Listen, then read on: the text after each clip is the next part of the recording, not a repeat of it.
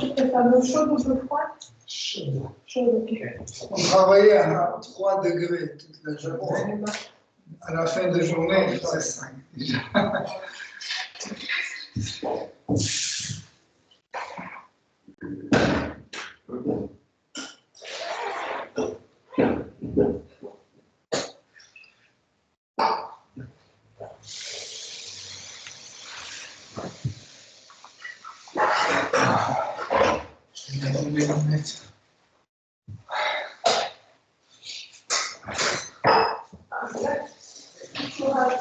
Dis par hasard, est-ce que pas demain le samedi d'après te libre? Oui. Oui. C'est pas encore 100% sûr. Akşama da est-ce que Samedi 30. Oui. tu veux une tisane ou pas aussi? Non, juste l'eau chaude. Oui, bien sûr, je suis libre. Est-ce que tu peux être disponible pour donner un coup de main Oui, bien au sûr. rendez-vous? Oui. Avec plaisir. Parce qu'on va couler un peu de temps. Donc en fait, l'idée, c'est pas de travailler, mais il faut qu'on soit nombreux pour passer les sauts. Oui. Ok, pas de problème. Oui. Samedi, je suis disponible.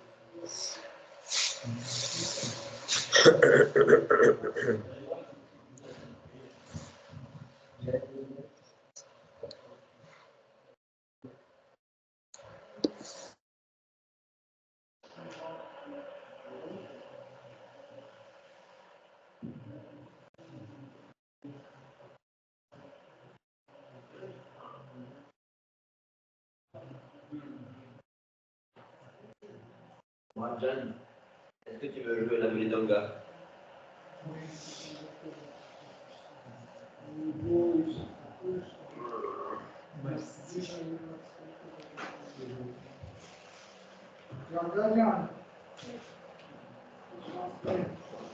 Les endroits de départ,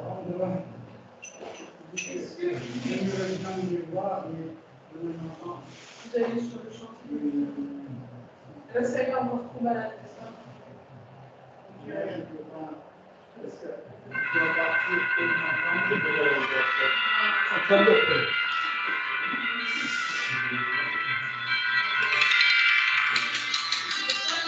Hakem sıkışın.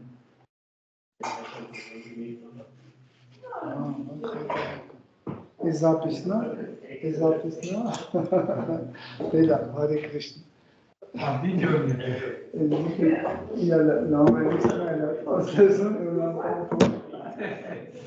Ok, on commence.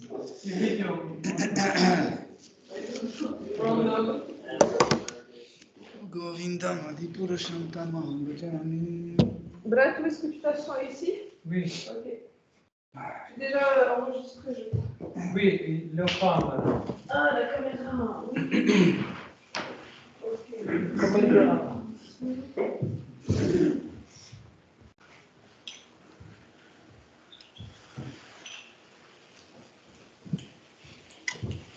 Oh, Krishna Jagopala. Je te le remets là? Parce que là, c'est pas terrible. Jayarata Madhava Kunja Bihari Jayarata Madhava Kunja Bihari Jayarata Madhava Kunja Bihari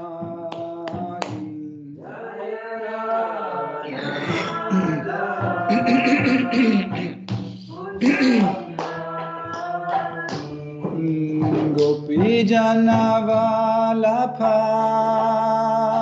Girivaradhari Gopi Janavalapha Girivaradhari Yashodanandana Vraja Janaranjana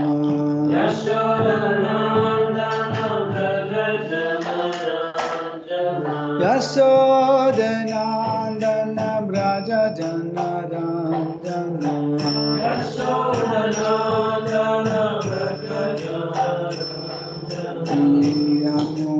Yamunatira Vanachari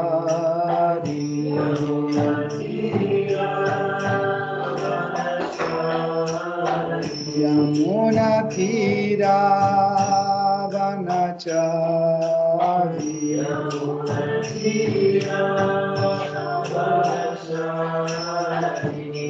Jaya Radha Madhava Kunja Bihari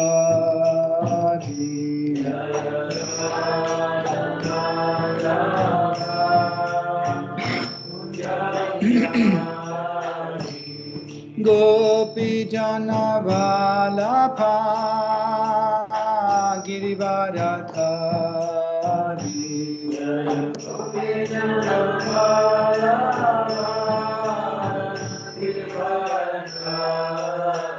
Yashodanandana Vraja Janaranjana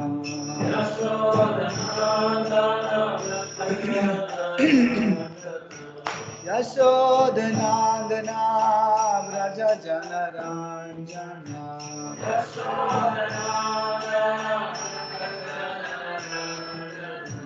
Yamunatira Vanachari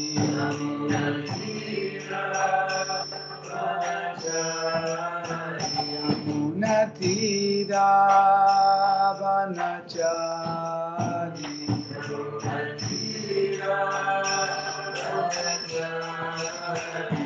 Jaya Radha Madhava Kunja Bihari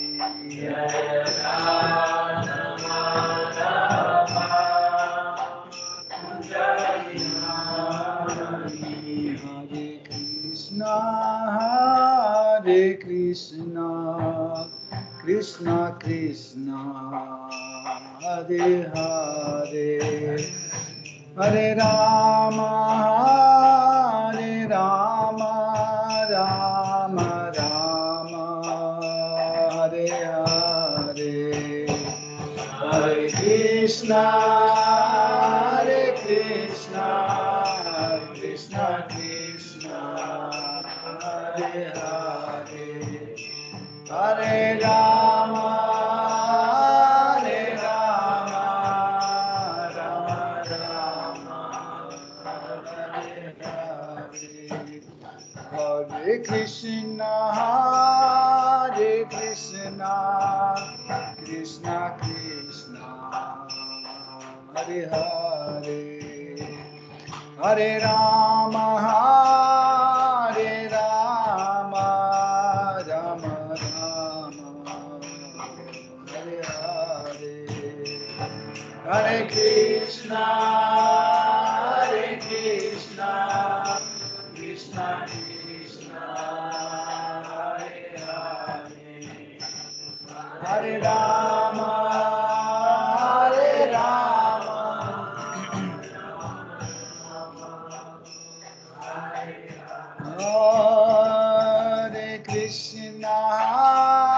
Hare Krishna Krishna Krishna Hare Hare Hare Rama Rama Rama Hare Hare Hare Krishna Krishna Krishna Hare Hare Hare Rama Rama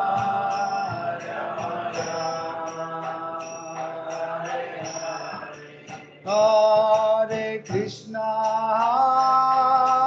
Krishna Krishna Krishna Hare Hare Hare Rama Rama, Rama Rama, Hare Hare, Hare Krishna, Hare Krishna, Krishna Krishna, Hare Hare, Hare Rama, Hare Rama,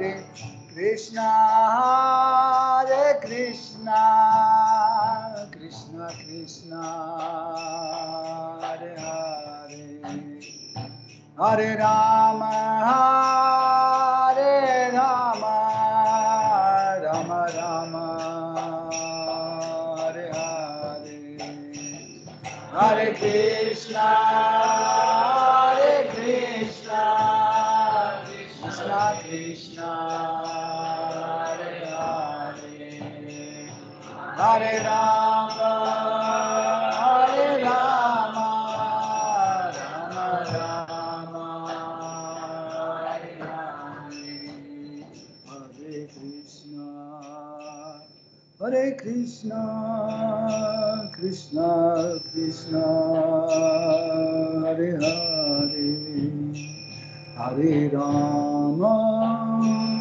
Hare Rama, Rama Rama, Hare Hare, Hare Krishna, Hare Krishna, Krishna Krishna, Hare Hare, Hare Rama, Hare Rama, Rama Rama,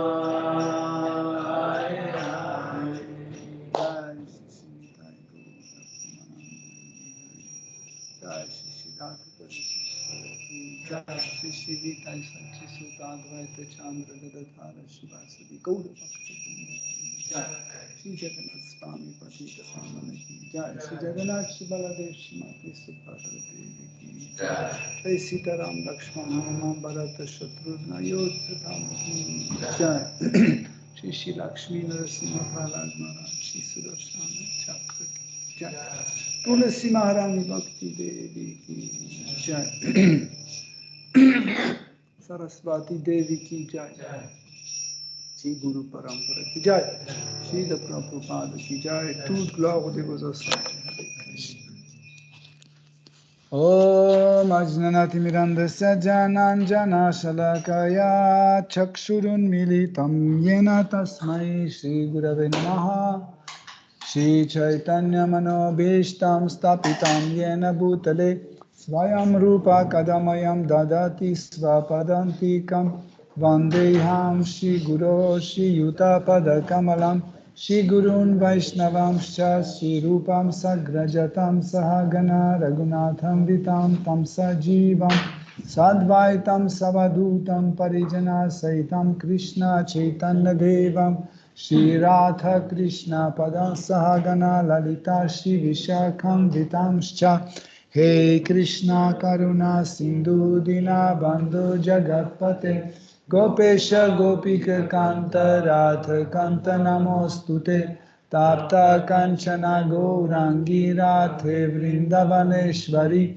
Vrishabhanu Sutte Devi Pranamami Hari Priye Vancha Kalpatarubhyascha Kripa Sindhubhya Evacha Patitanam Pavanebhyo Vaishnavebhyo Namo Namaha Namo Om Vishnu Padaya Krishna Prestaya Bhutale Srimate Bhaktivedanta Swaminiti Namine Namaste Saraswate Deve Gauravani Pracharine Nirvishesha Shunyavadi Paschatya Desha Tarine Jai Shri Krishna Chaitanya Prabhu Nityananda Shri Advaita Gadadhara Shivasadi Gaura Bhakta Vrinda Hare Krishna Krishna Krishna Hare Rama Rama Rama Hare Hare Hare Nama Eva Kevalam Kalu Nasteva Nasteva Nasteva Gatiranyataha. Om Namo Bhagavate Vasudevaya. Om Namo Bhagavate Vasudevaya. Om Namo Bhagavate Vasudevaya. Om Namo Bhagavate Vasudevaya. Om Namo Bhagavate Vasudevaya. Om Namo Bhagavate Vasudevaya.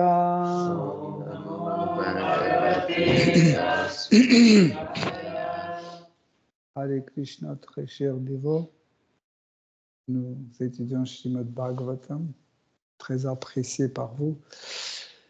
4e chant, 31e chapitre, à partir de verset 21. Na bhajati kumanishinam saijam harir athanatmadhana priyo rasajna srutathana kula karmanam madairye vidathati papam akinchaneshu satsu. Traduction. Dieu, la personne suprême, devient très cher aux bhaktas qui n'ont d'autre bien que le service de dévotion qu'il lui offre. Et assurément, le Seigneur apprécie les activités dévotionnelles de ces bhaktas.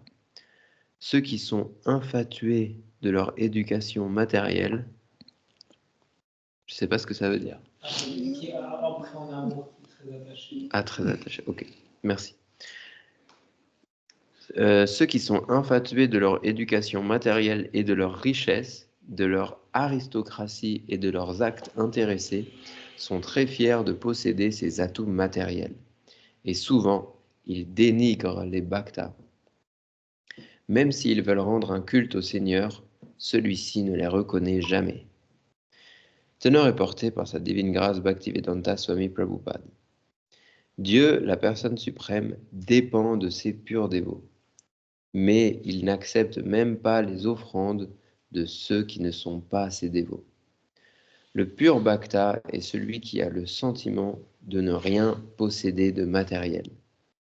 Il est toujours heureux d'avoir pour richesse le service de dévotion qu'il offre au Seigneur. Les bhaktas semblent parfois être matériellement pauvres, mais du fait qu'ils sont spirituellement riches et avancés, ils sont très chers à la personne suprême, à la personne souveraine. Ces bhaktas sont exempts de tout attachement pour la famille, la société, l'amitié, les enfants, etc. Ils renoncent à l'affection qu'on porte à tous ces atouts matériels et se sentent toujours heureux de posséder le refuge des pieds pareils au lotus du Seigneur. Dieu, la personne suprême, comprend la position de son dévot. Et si quelqu'un bafoue un pur dévot, il ne sera jamais reconnu par le Seigneur. En d'autres termes, il n'accorde jamais son pardon à celui qui offense un pur bhakta. L'histoire nous en offre bien des exemples. C'est ainsi que Durvasa Muni, un illustre yogi, offensa Maharaj Ambarish, un noble bhakta. Il devait donc être châtié par le Sudarshana Chakra, et bien que ce grand yogi soit allé trouver directement le Seigneur suprême, celui-ci ne le pardonna toujours pas. Ceux qui se sont engagés dans la voie de la libération doivent prendre bien garde de ne jamais offenser un pur bhakta. Merci.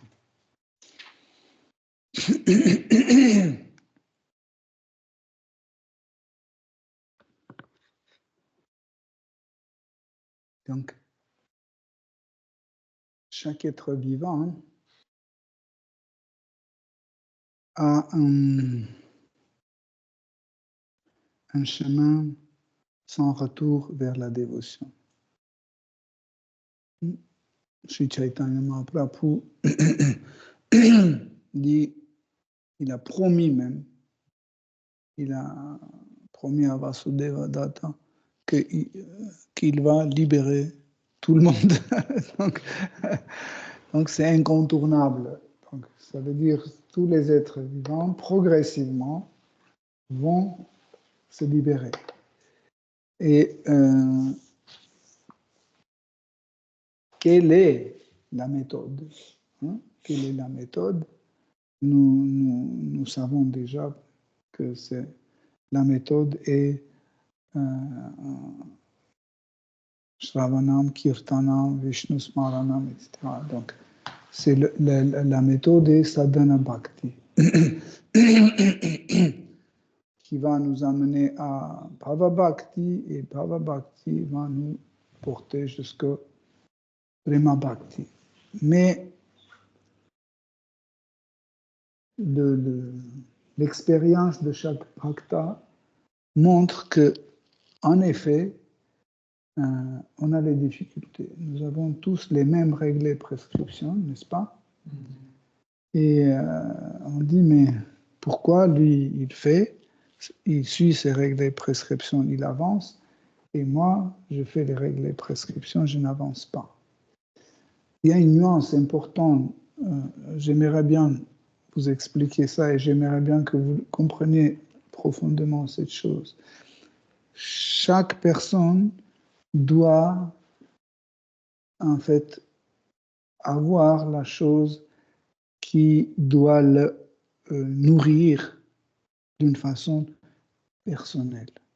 Ça veut dire, moi, dans ma vie spirituelle, dans mon progrès spirituel, je dois manger ces sabjis précis. Je dois rencontrer ces dévots précis. Par exemple, Rupa Goswami dit que nous devons avoir l'association de dévots. Mais quel dévot? Peut-être je vais avoir l'association d'autres groupes de dévots qui sont super purs et authentiques, etc. Mais ce n'est pas ceux qui vont me changer. Ce n'est pas ceux qui vont m'inspirer. Vous comprenez?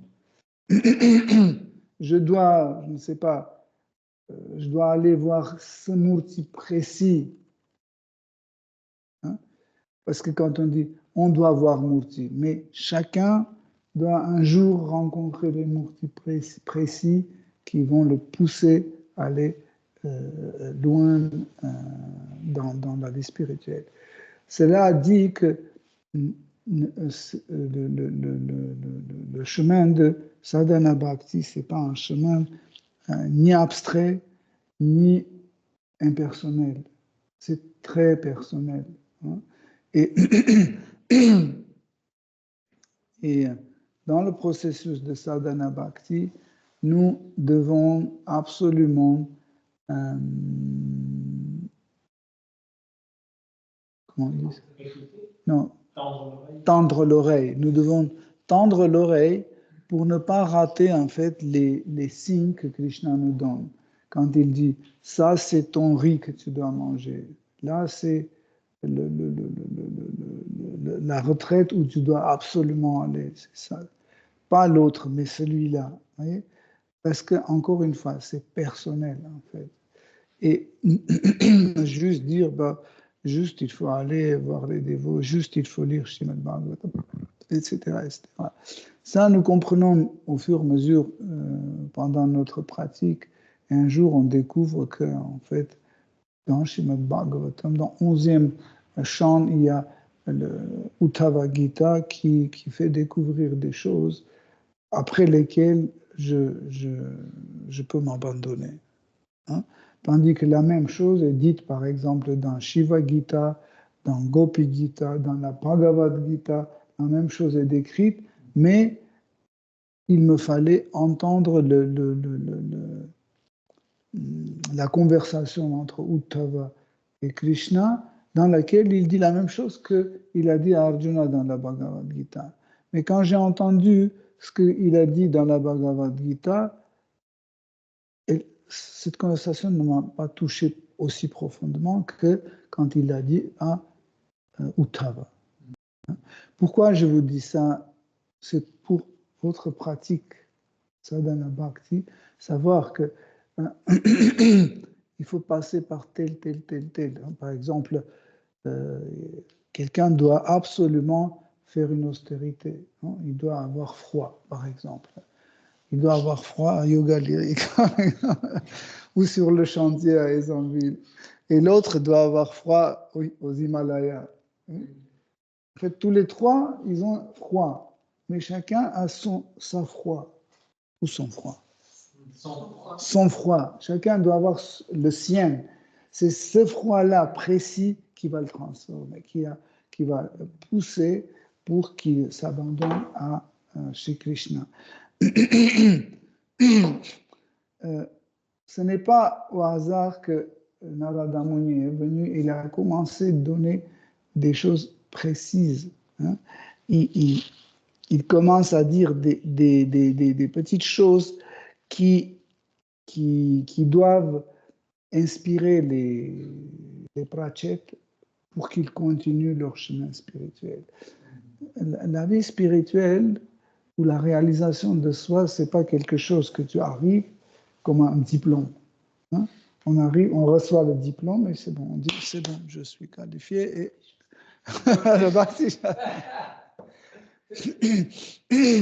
en réalité, ça n'arrive jamais. Donc, et ce qui est très précieux dans l'histoire des Pracheta, on voit que chaque fois, il reçoit des enseignements de la part de Shiva, Seigneur Vishnu, Narada Muni, et on sent qu'ils veulent encore et encore savoir. Parce que le bhakta, vrai bhakta, il ne s'attache pas à cette idée, bon, ça, j'ai déjà réalisé. Oh, ça, il y a beaucoup de dévots, des pratiquants, plutôt des sataka. Des fois, il arrive pour écouter une classe et dit ah, ça, c'est cette histoire, encore Govardhana Lila, oh, j'en ai marre. Est-ce que vous pouvez raconter autre chose? Vous voyez?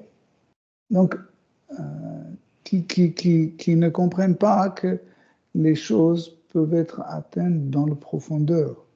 Comme on a dit l'autre fois, en fait, Vishesha, la diversité, c'est pas qu'il y a plusieurs objets, l'un différent de l'autre. Nous devons chercher la diversité dans l'objet même. Krishna est un seul. Okay? La diversité, c'est pas comme ça. Aujourd'hui, j'adore Krishna, demain Rama, après-demain Kapila, après c'est voilà, Vishnu, etc., etc. Donc ça, c'est la diversité de ma religion. Non. La diversité est à l'intérieur de notre objet d'amour. Parce que Krishna est l'infini. Il est infini, donc ça veut dire nous pouvons découvrir en Krishna, nous pouvons découvrir tellement de choses. Chaque fois une autre chose, une autre chose, une autre chose. Là, allez, Krishna. Ce qui est intéressant, j'ai eu la confirmation de cette réalisation il y a quelques jours quand j'ai épluché une orange. Je me suis dit, ça fait déjà, je ne sais pas, 63 ans, je mange des oranges, je les vois, et là, aujourd'hui, j'ai découvert un autre aspect de l'orange. C'est extraordinaire que ce n'est pas le dernier. C'est juste parce que nous n'avons pas encore allé plus loin, plus en profondeur. Nous pouvons découvrir des choses. Hein, par exemple, un jour, on découvre qu'avec la peau d'orange, on peut nettoyer les pièces d'argent, par exemple. On dit, waouh, mais pourquoi jusqu'à aujourd'hui, je n'ai pas su ça? Mais cette faculté de nettoyer avec la peau d'orange n'est pas apparue aujourd'hui. Elle y était toujours. Chaque fois quand je prenais l'orange, cette faculté était dedans. Elle n'a pas apparu hier, vous comprenez? Mais moi, j'ai découvert aujourd'hui. Pareil, dans notre relation avec Krishna, nous découvrons des divers aspects au fur et à mesure. Pourquoi? Parce que nous méditons en lui, sur lui. Nous méditons sur lui, on essaie de comprendre sa nature, on essaie de le découvrir encore et encore. Celui qui s'abandonne sans peur, Parce que s'abandonner à Krishna, ça fait peur. Pourquoi? Parce qu'on est attaché à plein de choses. On dit, si je m'abandonne à Krishna, et mon ordi, et, et mon avion, et mon argent, et ceci et cela, oh non, je vais le garder. Est-ce qu'on ne peut pas faire 50-50? 50% pour Krishna, 50%, je garde ça. Je donne 50% à Krishna, 50% je garde pour moi. Ça, c'est un deal que Krishna n'aime pas. Et dans ce verset, prononcé par Narada Muni, il dit que un dévot qui n'a aucun sens, aucun sentiment de propriété, hein, il est très cher à Shri Krishna. Donc ici, en fait, c'est précisé qu'il s'agit d'une propriété matérielle. Parce que Atma, l'être vivant, a toujours besoin de posséder quelque chose. Pourquoi? Parce qu'elle est une petite particule. Chaque particule, dans sa réalisation de soi, petit à petit, elle devient consciente elle est une petite partie de quoi? Vous comprenez? Ça, c'est hyper important. Ça s'appelle la réalisation. Nous avons compris que nous sommes une particule, une petite partie de Krishna. Mais qui est Krishna? De quel Krishna? On est particule de qui? Voyez?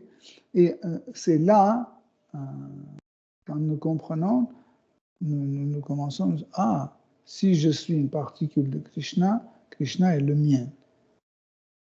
C'est automatiquement, parce que cette idée, cette sensation d'être une partie de quelque chose, ça c'est une autre forme de posséder quelque chose. Mais dans ce contexte, en fait, c'est que j'ai ce sentiment que je possède Krishna. Hein. Prenez tous les rasas. Hein. Shanta rasa moins, mais plus dasa rasa. C'est mon Seigneur. Vous voyez? Qu'est-ce que c'est mon Seigneur? Mon, ça veut dire qu'il est à ma possession. C'est le mien, c'est pas de quelqu'un. Même si les autres le servent aussi, mais il est le mien. Hein? Chacun pense que c'est mon Seigneur. Vous voyez, il y a toujours cette notion de possession. Ou c'est mon ami. Mon ami. C'est quoi? Ça aussi, c'est une forme de possession. C'est mon fils. C'est aussi une forme de posséder quelque chose. Et aussi dans Shringara Rasa, c'est mon mari ou c'est mon bien-aimé, mon amant, très cher. Donc, en fait, nous voyons que ma voiture, ma maison, ma famille, mes chaussures, etc., nous ne pouvons pas mettre sur la même balance que mon Krishna, mon frère Krishna, mon ami Krishna, mon fils Krishna, etc. Donc, pourquoi on a analysé ça? Pour comprendre qu'en fait, posséder quelque chose, c'est dans la nature de notre vivant. Mais originellement,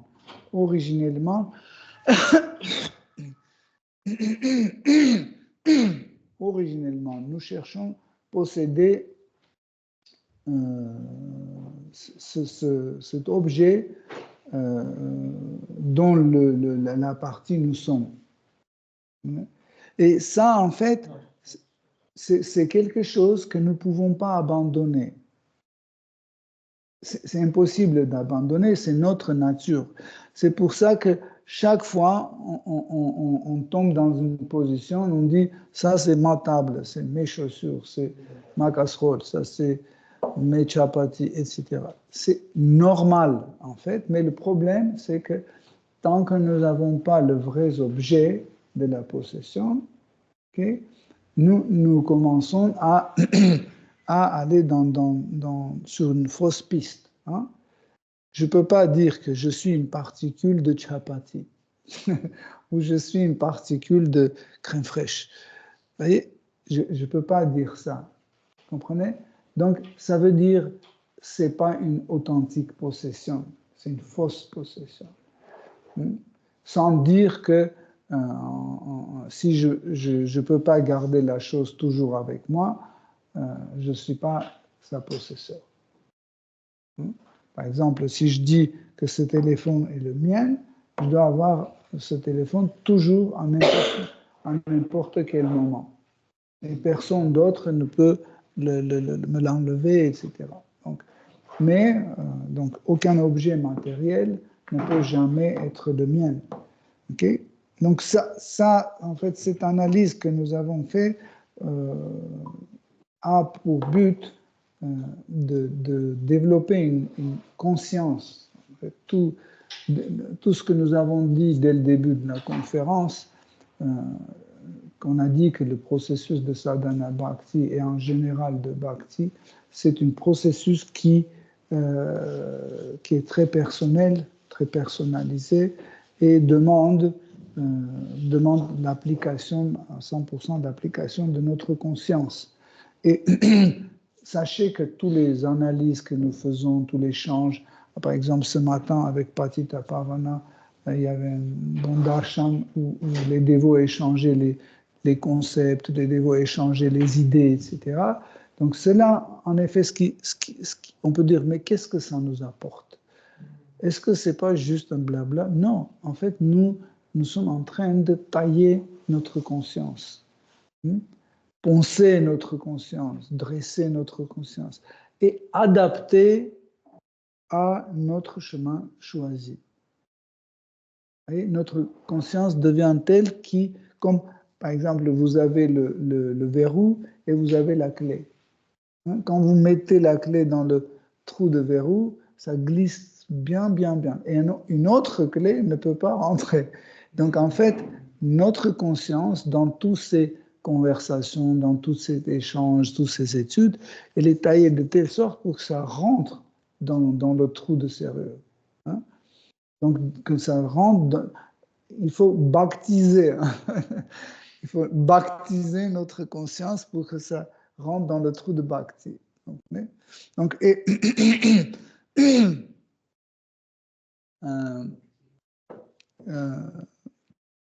Narada Muni dit que les dévots qui n'ont jamais le sentiment de posséder quelque chose de matériel, ils ont une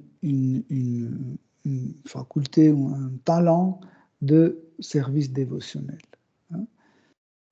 Donc, ici, on peut un peu traiter de deux côtés, on peut dire, de deux angles de vue. On peut dire que si la dévotion, c'est notre nature naturelle, c'est notre nature authentique, la dévotion, donc elle doit sortir toute seule. Okay? Mais pourquoi elle ne sort pas? Pourquoi elle ne se manifeste pas? Mais d'autre côté, on dit que manifester la dévotion, cela veut dire avoir un don, un talent que Krishna nous donne. En fait.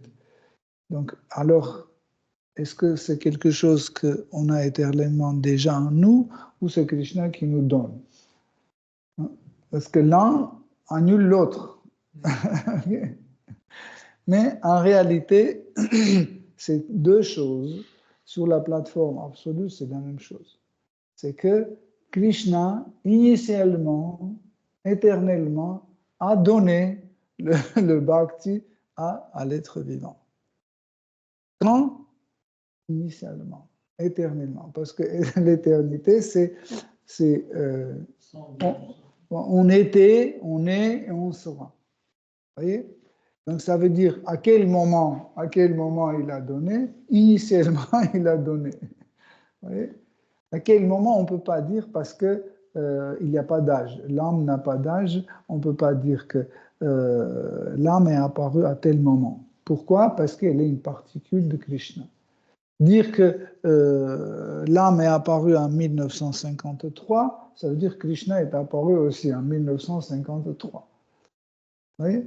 Nous ne pouvons pas. Mais là, il est important de comprendre que nous disons que chez la vérité absolue, tout est faisable, tout est possible. Donc, quand on remonte sur la plateforme absolue, hein, là, nous voyons que en fait, Krishna peut arranger de telle sorte que en fait, le bhakti initialement est donné, mais dans la vie d'un dévot, un jour, en rencontrant maître spirituel, en rencontrant Krishna, ce bhakti se manifeste, comme si Krishna a donné. En fait, pas comme si, mais c'est Krishna qui a donné, mais initialement. Donc, il dit aussi, Narada Muni dit que ce genre de dévots sont très chers à Krishna et Krishna est très satisfait de leur service.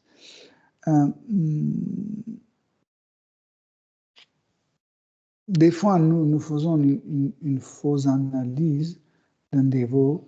Nous commençons tout en premier remarquer les qualités de quelqu'un ou d'un dévot en disant « il est très intelligent ».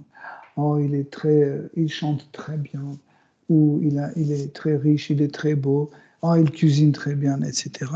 Mais ce n'est pas des qualités de dévot. Hein? Même si quelqu'un est très austère, hein? Être très austère, être très érudit, connaître par cœur la Bhagavad Gita, etc. Tout cela, ce ne sont pas les qualités d'un dévot. Un dévot peut avoir ces qualités. Certes, il peut avoir, mais ce n'est pas les qualités dévotionnelles. Parce que n'importe qui, par exemple un perroquet aussi, il peut apprendre la Bhagavad Gita par cœur. Mais ça ne veut pas dire qu'il est un dévot. Okay? Donc, n'importe qui peut cuisiner des samosas de très bonne qualité ou n'importe qui peut faire des austérités. Vous voyez? Devenir végétarien. Il y a tellement de végétariens, mais ils ne sont pas les dévots. Même, nous pouvons suivre une religion, être un fidèle d'une paroisse, etc., mais ne pas être un dévot. Nous pouvons aller à l'église, participer à la cérémonie, etc., croire en Dieu, même nous pouvons croire en Dieu, mais ne pas être un dévot. Vous voyez? Quelle est la qualité dévotionnelle? La qualité de dévotion, c'est quand on veut que notre objet d'amour, Krishna, soit satisfait. C'est ça. La dévotion, c'est la dévotion. La dévotion, sa qualité est la plus importante, c'est la dévotion. Tous les autres qualités que la dévotion manifeste sont liées à la dévotion. Parce que si vous supprimez la dévotion, toutes les autres qualités, on peut trouver partout. Par exemple, une des qualités de dévotion, c'est que la dévotion est rare. C'est très rare. Hein? On veut dire, bah oui, un diamant de taille de 50 cm, c'est aussi rare. Oui, hein? On peut dire ça. Et dans ce cas-là, bah, où est la différence? C'est que, en fait, quand il y a la dévotion, cette dévotion va lier quelqu'un à Krishna. Tandis que ce diamant ne va pas lier la personne à Krishna. Vous comprenez? C'est la dévotion. Si vous donnez ce diamant à un dévot, il va prendre ce diamant et avec la dévotion, il va lier ce diamant à Krishna. Okay? Donc, quand un dévot est complètement abandonné à Krishna, Krishna devient aussi son serviteur. Des fois, les dévots interprètent d'une façon vulgaire, les relations entre Radha et Krishna.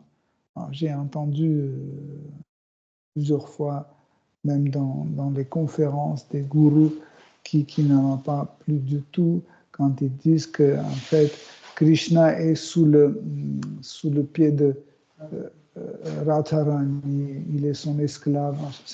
C'est des spéculations et c'est une sorte d'offense à Radha et Krishna, et nous comprenons que ces gens sont très très loin de compréhension de rasa ou de la dévotion. Ne pensez pas que Srimati Radharani veut contrôler Krishna. Jamais.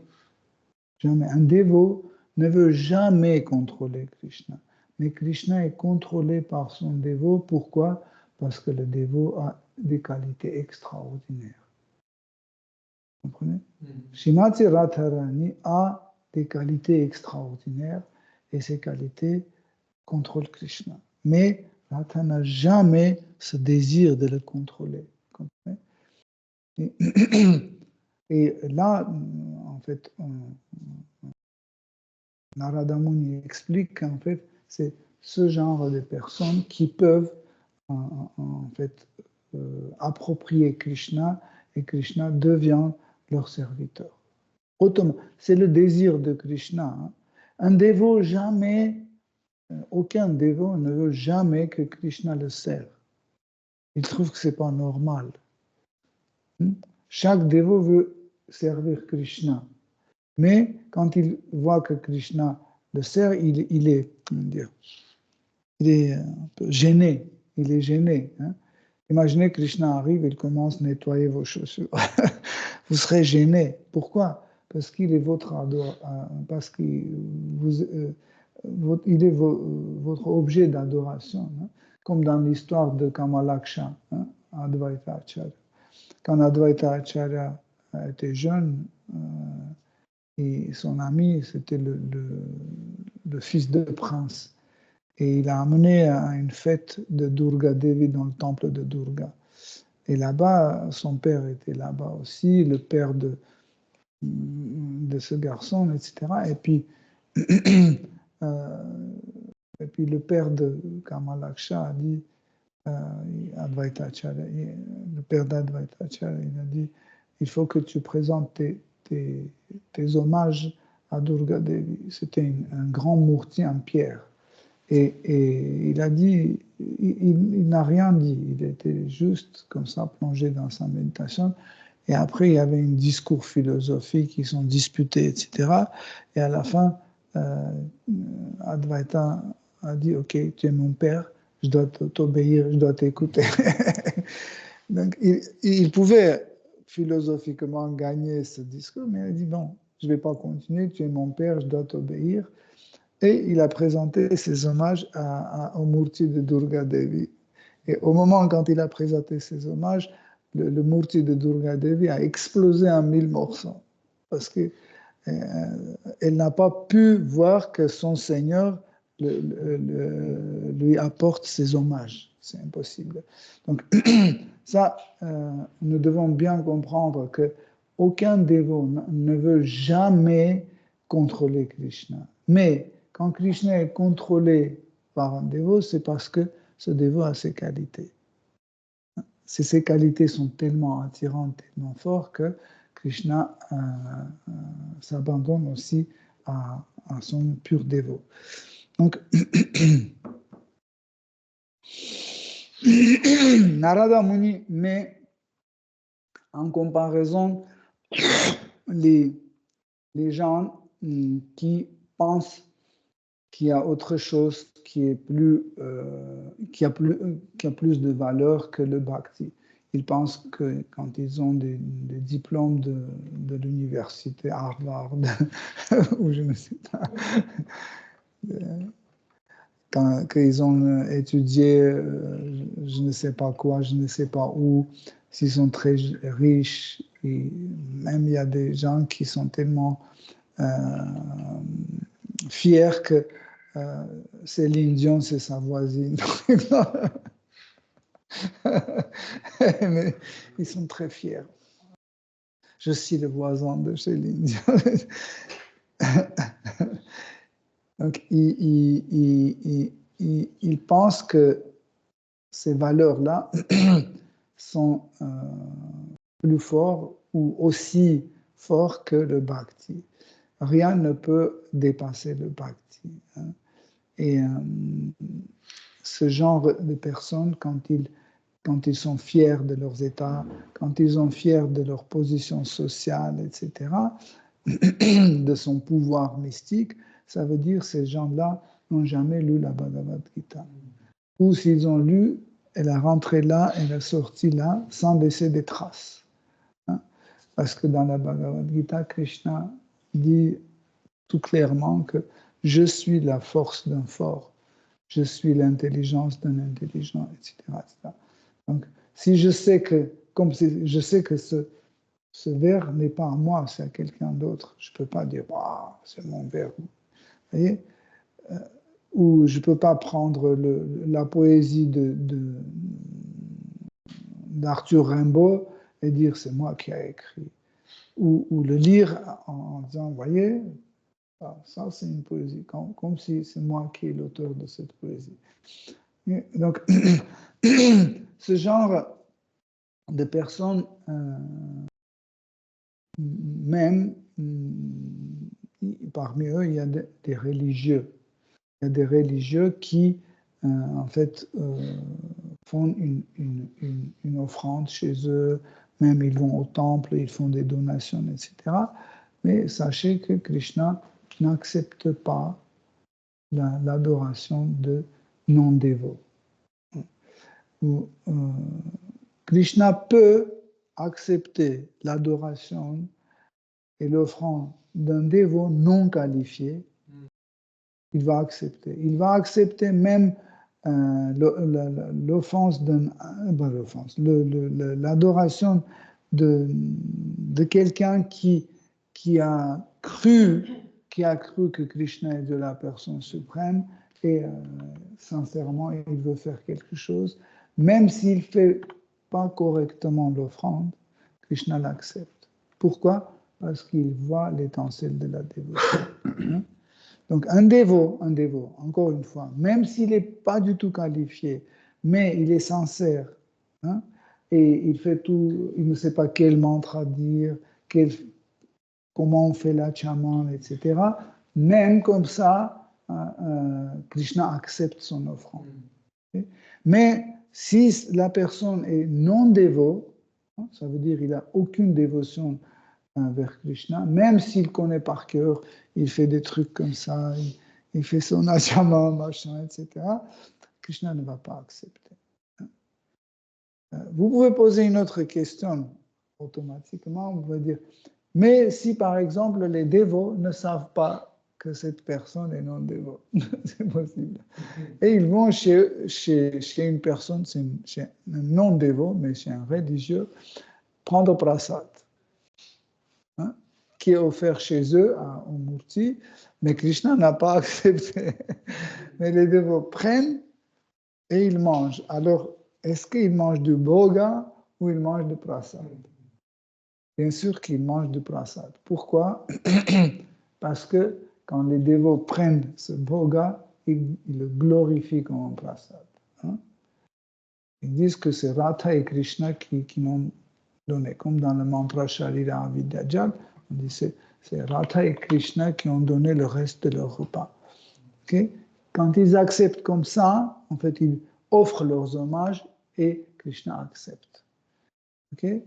Krishna n'accepte pas ce bhoga de cette personne, mais quand ce bhoga est distribué dans des assiettes de dévots, quand les dévots commencent à l'honorer, à ce moment-là, Krishna accepte. Ça, c'est extraordinaire. Donc, ici, Narada Muni il dit que ce genre de personnes, les non-dévots, des fois, ils se moquent des dévots. Pourquoi? Parce qu'ils ont des critères des critères de différentes valeurs et les critères d'un dévot ne correspondent pas aux critères des non-dévots. Comme nous avons cité tout à l'heure, par exemple, si un dévot arrive pauvre, il est habillé d'une façon très ringard, il ne connaît pas qui est Picasso, il ne sait pas qui est le premier ministre des États-Unis ou autre, il n'a jamais lu aucun livre. Donc, mais il a une chose la plus importante, il a la dévotion. Mais on la regarde et même les dévots, même des fois, ils ne sont pas aussi conscients pour comprendre. Hein. Par exemple, nous sommes en train de distribuer les livres au Châtelet et quand il y a un homme ou une femme qui sont pas très propres, pas très beaux, etc., on ne les prêche pas. On tourne. Mais dès qu'il y a un jeune garçon très joli, sympa, qui sourit, on dit « Oh, mais en fait, le Bhakti Gyana ou Bhakti Bhava, c'est pour tout le monde. Hein. Même, sachez que c'est pour les démons aussi. On doit donner aussi aux non-dévots. Hein. On doit donner à tout le monde. Hein. Si Chaitanya Mahaprabhu, il a dit que nous devons donner le Saint-Nom à tout le monde et à chacun. Donc, on pense qu'il a répété la même chose 2 fois. Non. À tout le monde, ça veut dire nous ne devons pas dire bon, ça va, j'ai donné à 10 personnes, c'est suffisant. Ou encore 30 aujourd'hui et c'est suffisant. Non. Ça, c'est ce qui concerne à tout. Et quand il dit chacun, il dit qu'il ne faut pas qu'on fasse la différence. Il est grand, il est gentil, il est... Non, à chacun. Peu importe, il est gentil, il est grand, il est érudit ou pas érudit, on doit donner à chacun. Okay? Donc,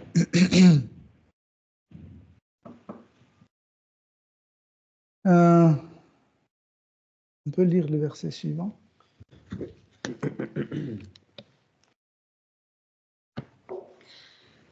Verset 22. Bien que le Seigneur se suffise à lui-même, il devient dépendant de ses dévots. Il ne se soucie pas de la déesse de la fortune, pas plus que des rois et des dévas qui cherchent les faveurs de cette dernière. Qui donc, se disant véritablement reconnaissant, n'adorera pas la personne suprême? Ici, Narada Muni veut montrer que Krishna est capable même, capable des fois laisser à côté son épouse éternelle, Lakshmi Devi, pour montrer sa faveur pour ses dévots. Donc, et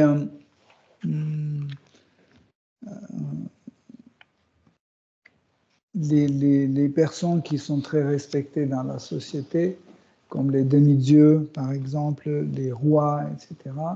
Et nous pensons, bon, ils ont tout ce qu'il faut, donc, mais eux-mêmes, ils cherchent la faveur de Lakshmi Devi. Ils cherchent la faveur de Lakshmi Devi. Et Krishna, des fois, il laisse Lakshmi Devi, il est inattentionné à Lakshmi Devi. Des fois, quand les dévots lisent des épisodes similaires, ils pensent que, en fait, Narayana n'aime pas Lakshmi Devi. C'est absurde. Bien sûr qu'il aime Lakshmi Devi, il aime, mais Lakshmi Devi, c'est une personne extraordinaire. Elle est une expansion de Srimati Radharani. Nous ne pouvons pas l'ignorer en pensant que Srimati Radharani est OK, mais Lakshmi Devi, c'est pas OK. Lakshmi Devi, c'est une dévote extraordinaire, mais elle a une forme de relation conjugale assez spéciale. Donc, vous voyez que sur les planètes Vaikuntha, il y a la rasa conjugale, mais ce rasa conjugale ne ressemble pas au rasa conjugal, par exemple, de Mathura ou de Dvaraka. C'est très très différent. Elle a plutôt une forme, une apparence de Dasyarasa. Et en fait, cette forme, cette apparence de cet amour conjugal qui a l'apparence de Dasyarasa fait penser que Krishna, le Seigneur Narayana, garde une distance où il ignore Srimati Lakshmi Devi. C'est pas comme ça du tout. Il aime beaucoup. Et là, je reviens sur les commentaires de Srila Prabhupada dans le verset précédent, quand il a donné l'exemple d'Ambarishi Maharaj et Durvasa Muni. Et Srila Prabhupada donne comme un exemple que à quel point Krishna dépend de son dévot, et en fait, quand Durvasa Muni est venu chercher l'aide pour se sauver de Sudarshana Chakra, il est venu voir Seigneur Vishnu. Seigneur Vishnu a dit, moi je ne peux rien faire. Il faut que tu demandes pardon à il faut que tu demandes pardon à Ambarishi Maharaj lui-même. Hein? Donc, et comme ça, des fois, on pense que si vous voyez deux dévots comme ça, donc Krishna dépend de l'un et il ne dépend pas de l'autre. C'est impossible. Hein? Donc, ce n'est pas comme ça. Hein? Donc, sachez que Durvasa Muni est aussi cher à Shri Krishna que Ambarishi. Mais dans cette situation, Durvasa Muni a négligé un dévot. Vous voyez la nuance? Donc, peu importe, c'est pas comme ça. Si nous sommes deux purs dévots, il y en a un qui offense l'autre, donc on dit, bon, c'est pas grave, de toute façon, tous les deux sont des purs dévots. Non. Même là-dedans, même quand il y a deux purs dévots, il y en a l'un qui offense l'autre, même dans cette situation-là, Krishna prend toujours la défense d'un dévot qui est, comment dire, qui est pressé ou qui est ignoré, etc. Krishna prend toujours opprimé. Krishna prend sa partie. Hein. Pourquoi? Parce que Krishna cherche toujours à protéger ses dévots. Mais encore une fois, sachez que quand on lit cet épisode dans Srimad Bhagavatam, des fois nous pensons que Ambarishi Maharaj c'est un bon dévot et Durvasa Muni c'est n'importe qui. C'est pas comme ça. Durvasa Muni c'est un pur dévot, extraordinaire. Même Krishna, il considère comme son gourou. Il considère Durvasa Muni comme son gourou. Hein. Et il y a des histoires extraordinaires où Krishna obéit les ordres de Durvasa Muni. Donc, ok, ça, je suis revenu sur cet épisode pour qu'on comprenne que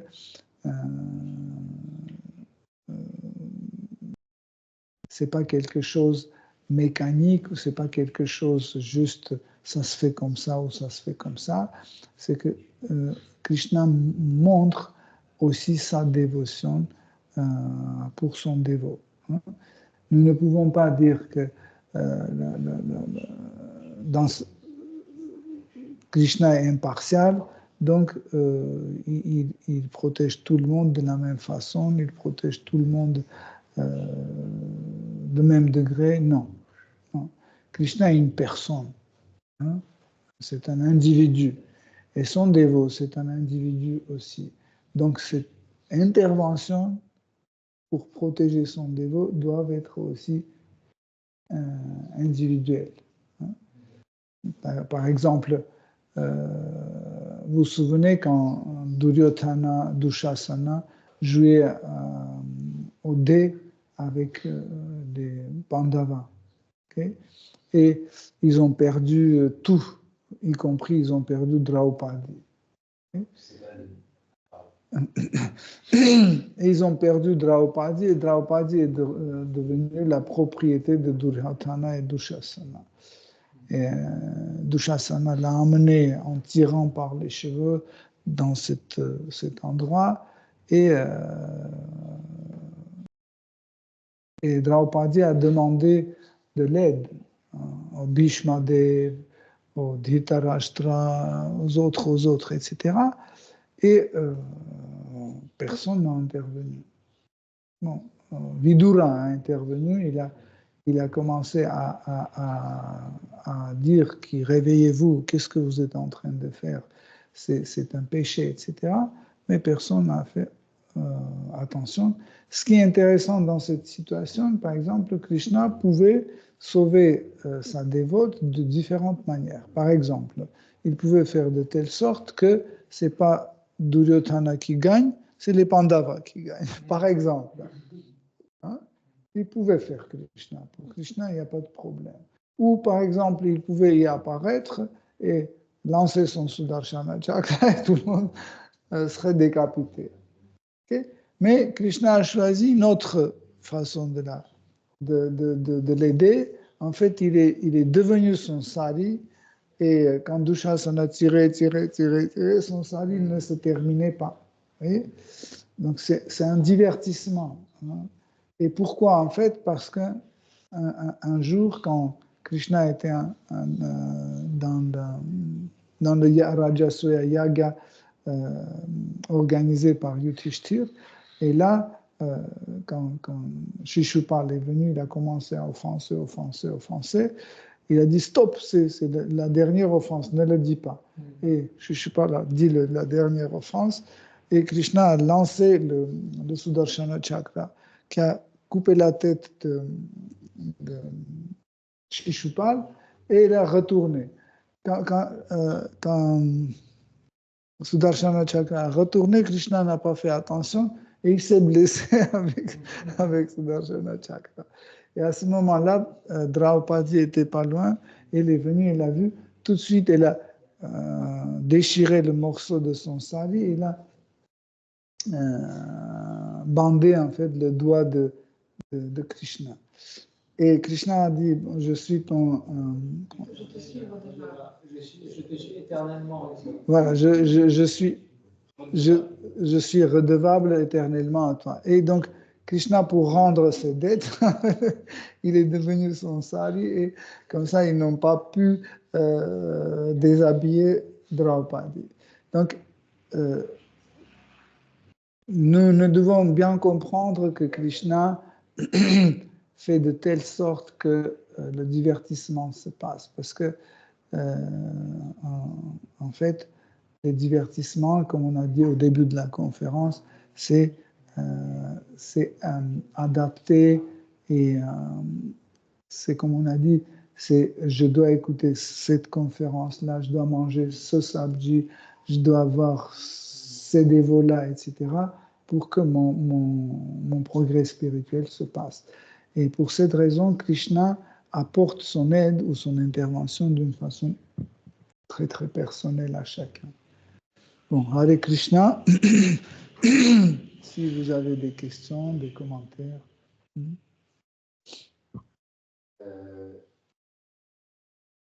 J'aimerais savoir par rapport aux Prachetas. On peut voir qu'en effet, ils ont reçu beaucoup de darshan. Et j'ai l'impression que c'est assez rare. En général, ce que je comprends, c'est que lorsque une grande personnalité se présente à quelqu'un, c'est que cette personne, les darshans ne sont jamais faits pour rien. Et si on prend l'exemple dans le lila de Chitraketu, lorsque son enfant il était mort, il était désespéré à un point impossible. Et à ce moment-là, Narada Muni est intervenu pour, entre guillemets, répondre aux besoins que Chitraketu avait.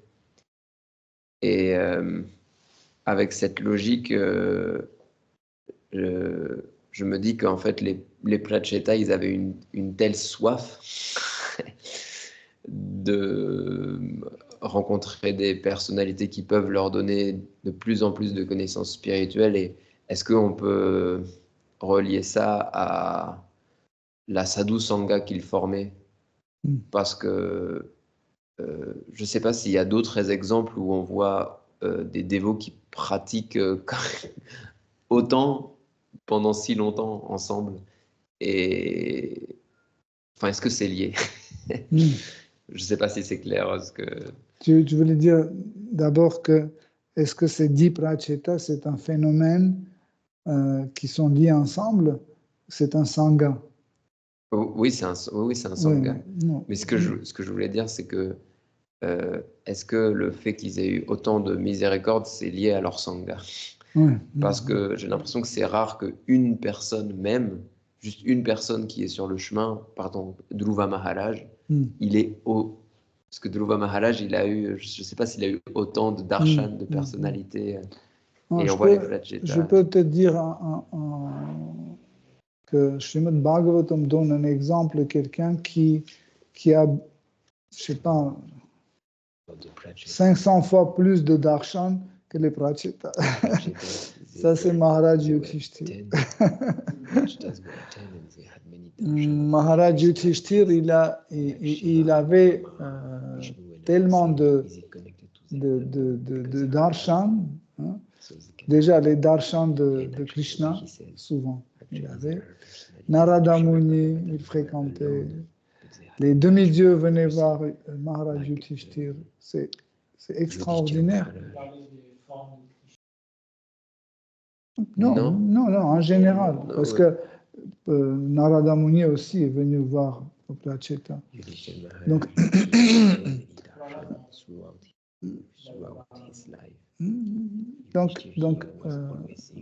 plusieurs formes de Krishna, etc. Et en fait, quelle était la qualité la plus extraordinaire que tellement de dévots extraordinaires, tellement de demi-dieux et Krishna lui-même venaient voir Maharaj Yudhishthir, parce que Maharaj Yudhishthir avait une qualité extraordinaire. Il savait écouter. Il savait écouter. Hein. Ça, c'est une qualité extraordinaire. Hein. Donc, et nous voyons comment que les Prachetas aussi ils sont dans la même catégorie. Ils savent écouter. Et nous devons apprendre, parce que écouter, c'est une qualité extraordinaire dans le bhakti. Et d'ailleurs, c'est la première qualité qui nous fait avancer dans sadhana bhakti, shravanam. Shravanam, c'est le premier. Si on n'est pas capable d'écouter, le reste se développe pas. Okay, merci beaucoup. Vas-y, si tu Et j'ai peut-être, c'est une autre question. C'était pour revenir à ce que vous disiez au début, parce que j'ai pas bien compris. J'écoutais pas bien. Vous avez dit, lorsque quelque chose nous appartient vraiment, on peut dire qu'on fait partie de cette chose. Est-ce que c'est ça ce que vous avez dit?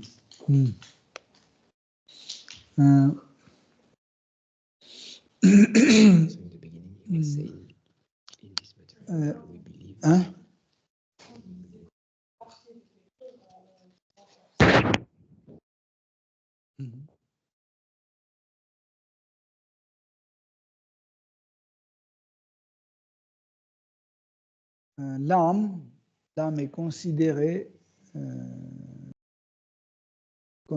comme une partie de Krishna. C'est une partie inséparable. Okay? Ce n'est pas comme ça que vous pouvez décrocher l'âme de Krishna et mettre quelque part ailleurs. C'est impossible. Hein? C'est pour ça que l'âme est appelée en sanskrit aussi, l'âme est appelée achala. Achala veut dire qui ne se déplace pas. Hein? Elle est toujours là où elle est. Éternellement, comment elle est dans le corps de Krishna, elle est toujours là, elle ne bouge pas, elle est toujours là. Et quand nous comprenons que je suis une partie de quelque chose, donc cette chose m'appartient. Par exemple, je vais donner un autre exemple pour que ce soit compréhensible. Par exemple, je sais que je suis un Français.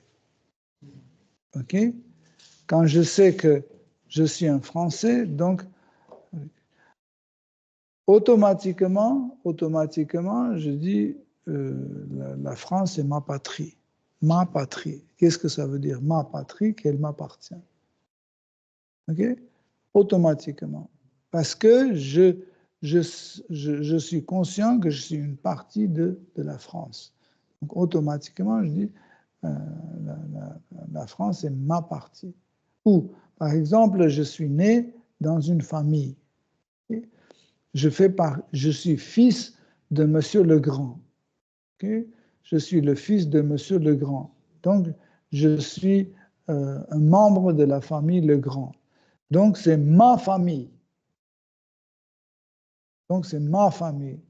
Donc, même si je suis une partie de famille, la famille est la mienne.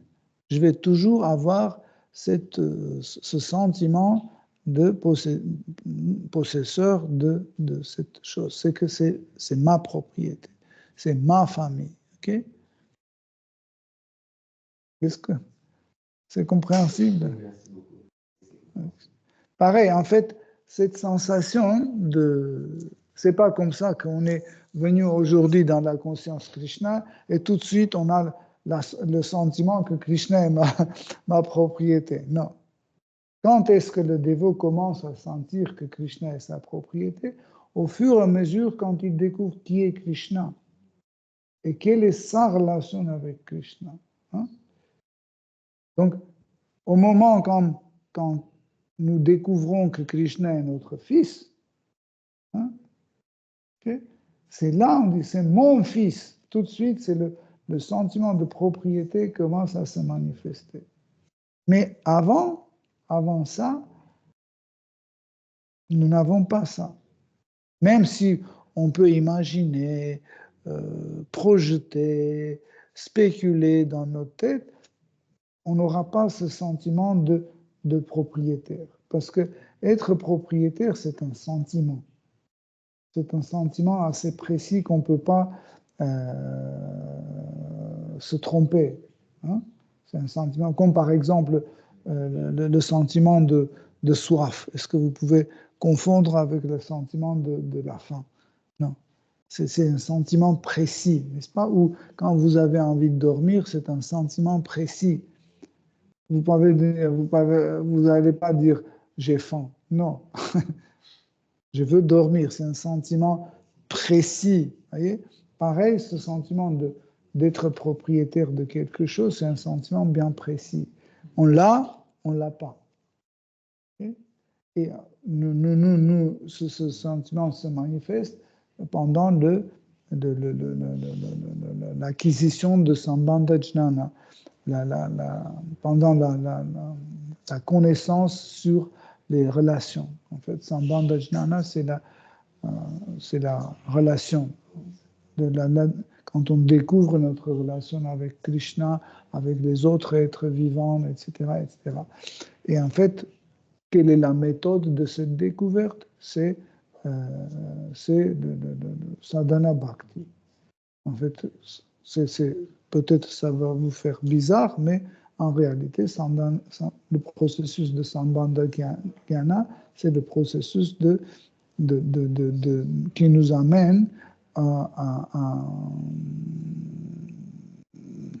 Abhideya, aux pratiques.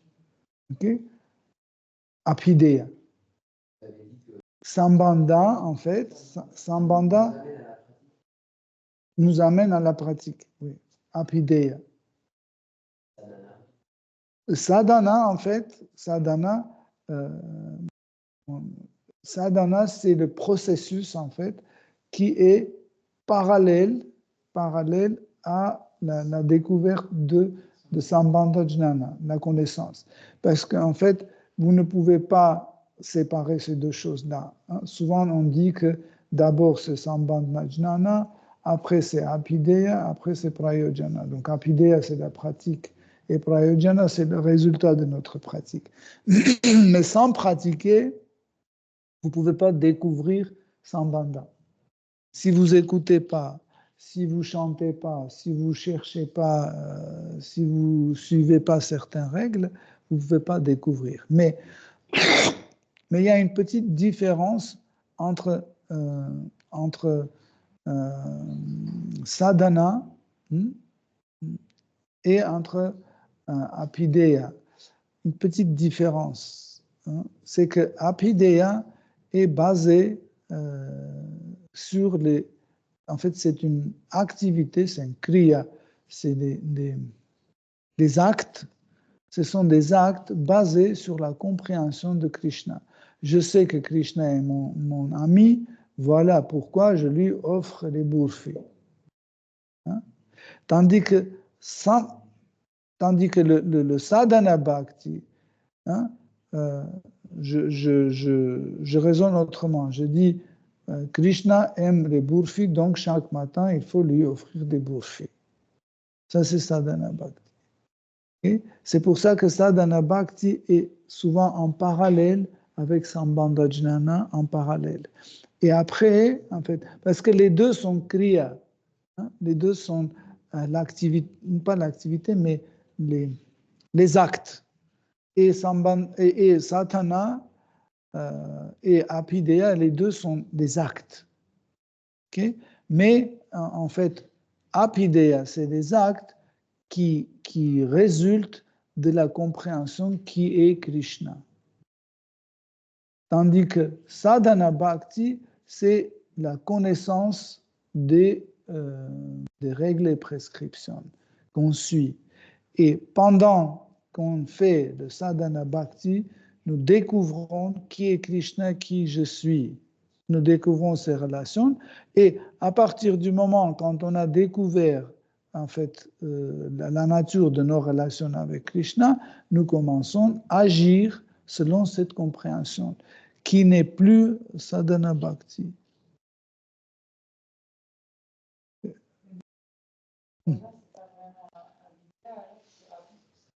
En fait, on peut dire que c'est abhideya, mais je vous ai expliqué la différence, en fait. Hein? On n'entend pas les questions, s'il vous plaît. Si vous pouvez faire avec le micro.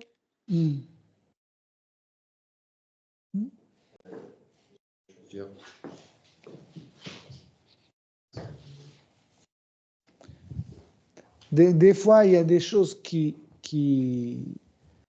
ressemblent beaucoup et souvent, par exemple, on dit tout le monde qui pratique sadhana bhakti, on dit bhakta. Mais c'est pas toujours vrai. Parce que on doit l'appeler sadhaka. Mais souvent, on ne dit pas sadhaka, on dit bhakta.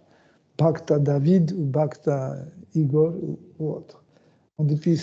Normalement, on devait dire sadhaka David ou sadhaka Igor. Pourquoi? Parce qu'ils sont sadhaka, ils ne sont pas un bhakta. Parce qu'un bhakta, c'est celui qui sert avec l'amour et dévotion. Hein? Ça veut dire qu'il a déjà l'amour et dévotion. Mais sadhaka, pas forcément. Peut-être il y en a un, mais la majorité, ils n'ont pas ni amour ni dévotion. Ils ont un motif concret qui les a amenés dans la pratique et ils font cette pratique. C'est pour ça que tu vois, des fois on utilise comme ça, mais nous devons profondément comprendre le contexte. Une question, tu as dit qu'on doit dire en réalité Sataka Brad. Et ceux qui sont initiés là, qui sont là, on peut leur dire Bhakta tel et tel, et pour celui qui n'est pas initié, on doit dire Sataka. En fait, l'initiation n'a rien à voir dedans, parce que sadhana bhakti, c'est une méthode et c'est une pratique. Initié ou pas initié, on doit suivre cette pratique. En général, l'initiation, c'est une sorte d'annonce entre gourou et son disciple. Le gourou annonce, il dit voici, je l'accepte comme mon disciple. Il est qualifié déjà pour chanter Hare Krishna. Il est qualifié pour propager la conscience de Krishna. Il est qualifié servir les dévots. Il est qualifié servir son gourou, etc., etc. Donc, le rituel d'initiation, c'est une forme d'annonce, comme la publicité. Hein. Et à ce moment-là, devant tout le monde, il offre son disciple à Seigneur Vishnu. Mais ça ne veut pas dire qu'il est tout de suite bhakta. Parce que ça dépend de plusieurs critères. Hein. Ça dépend de gourou, quel gourou. Ça dépend de disciple, quel disciple, etc. etc. Donc, on peut avoir un initié et non initié de même niveau, mais aussi on peut avoir initié de niveau plus bas et un non initié de niveau beaucoup plus haut. Donc, être initié, ce n'est pas un critère aujourd'hui. Peut-être il y a quelques yugas, l'initiation était authentique. Hein, était authentique. Pourquoi? Parce que les gourous n'avaient pas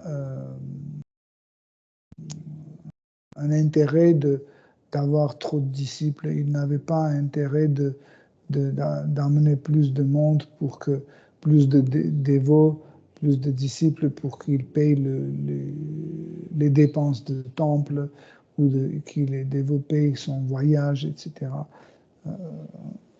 Donc, mais maintenant, nous voyons que quelqu'un arrive, dans quelques mois, on l'initie, après il fait une donation et puis on ne le voit plus.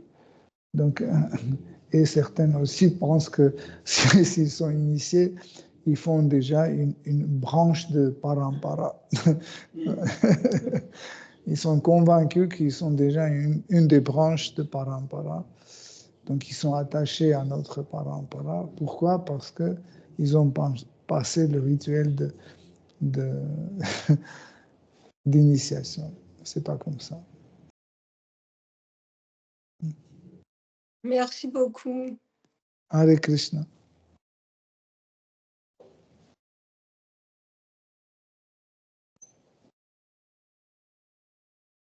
Таке ж по-русски. Окей.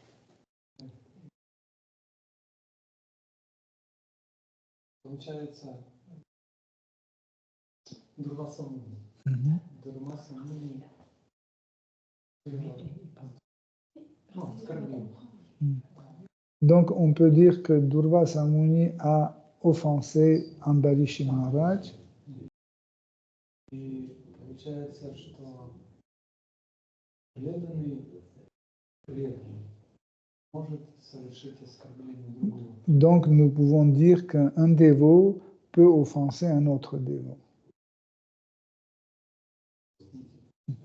Est-ce que vous pouvez un peu éclaircir ce phénomène? Bien sûr qu'un dévot peut offenser un autre dévot.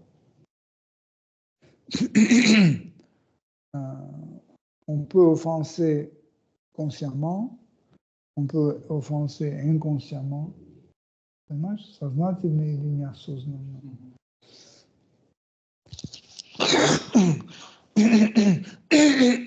Ça peut arriver. Mais quand il s'agit des dévots comme Durvasa Muni ou Ambarishi Maharaj, on comprend que ça c'est Yoga Maya qui fait cet arrangement. Donc,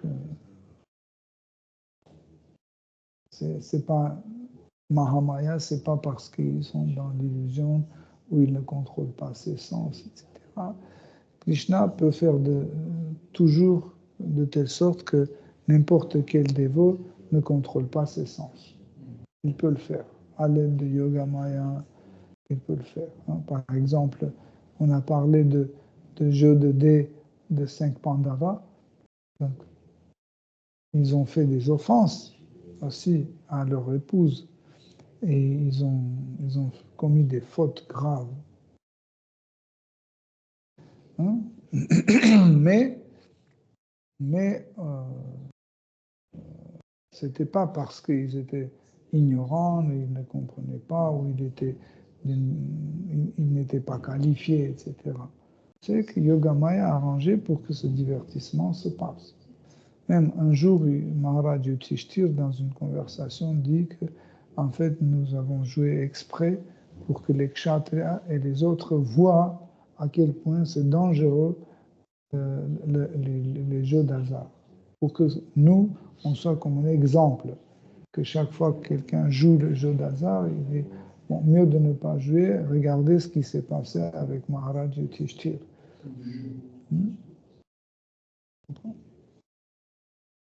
Да, получается, что это относится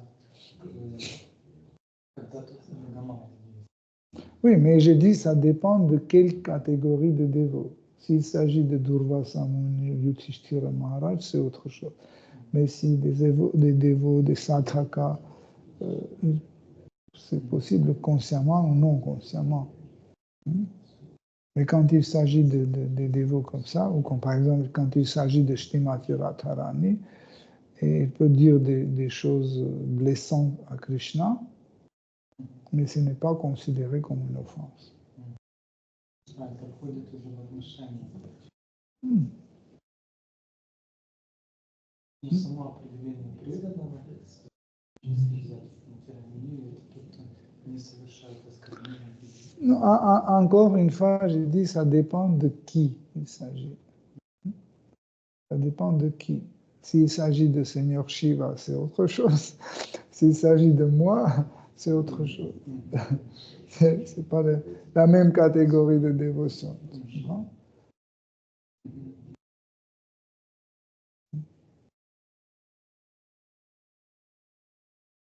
Ok, si vous avez... Маленькое уточнение. Ouais. Когда вы говорили о просаде, И когда Quand vous parlez de prasad,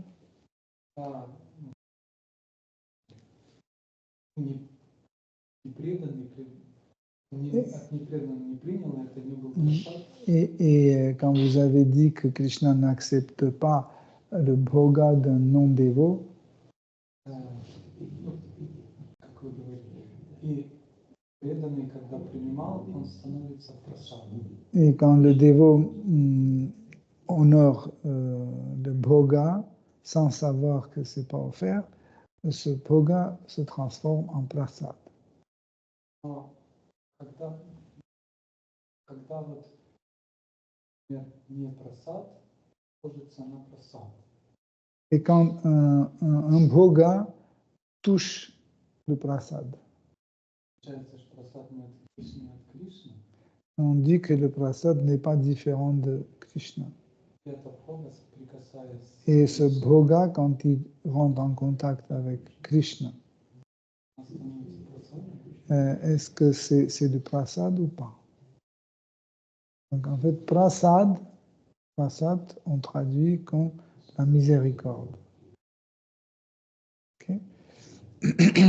Et prasad n'est pas différent de Krishna. Ça veut dire la miséricorde de Krishna n'est pas différente de Krishna. Okay? N'est pas différente de Krishna. Et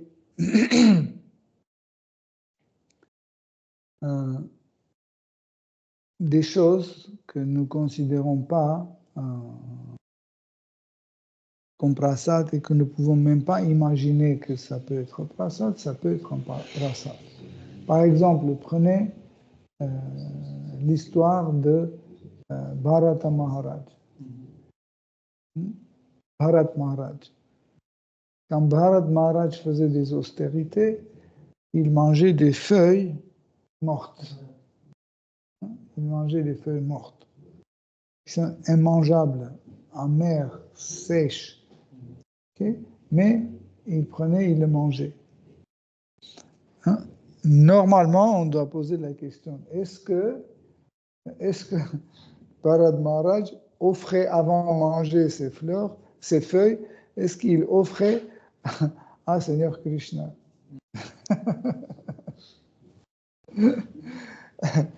Donc, nous pouvons spéculer, mais il ne faudra pas spéculer, il faut juste réfléchir et dire comme ça. Qu'est-ce qu'on offre à Krishna? On offre à Krishna ce qui lui fera plaisir. Non? Et on offre avec l'amour et dévotion. Okay? Cette chose, mais quand un dévot considère que cette chose ne va pas plaire à Krishna, il ne l'offre pas. Il ne l'offre pas.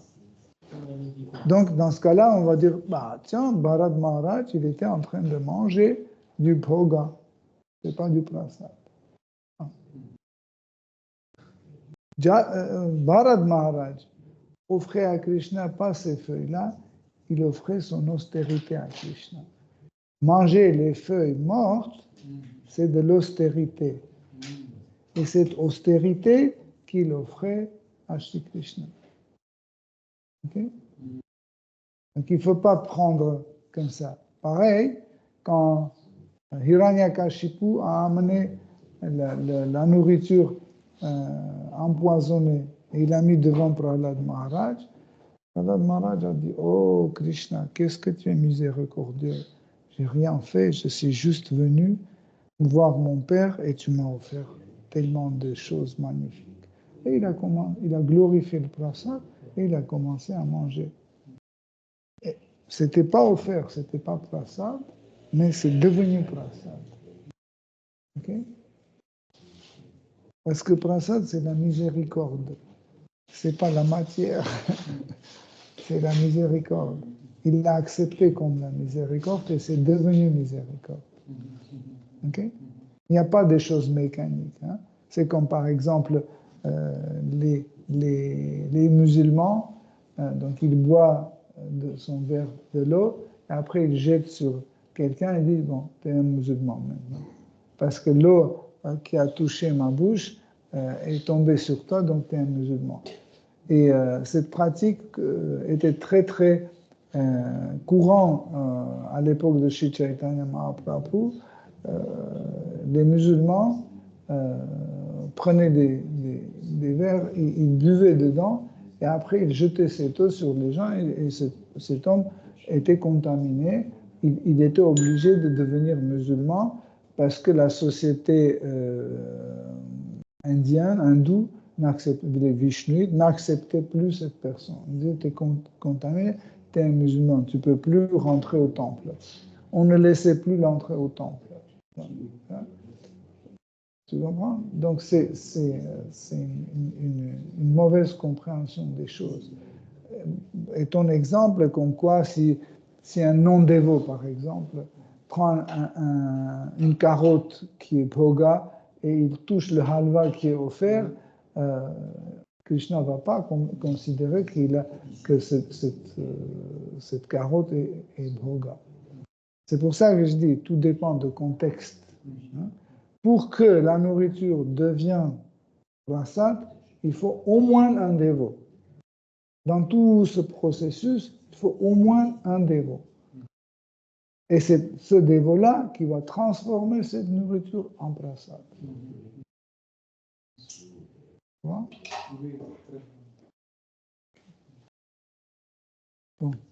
Hare Krishna, cher dévot, il est déjà tard. Sadhana Bhakti. Srimad Bhagavatam ki jai.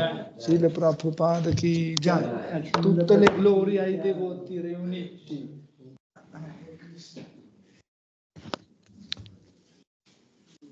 Hare Krishna.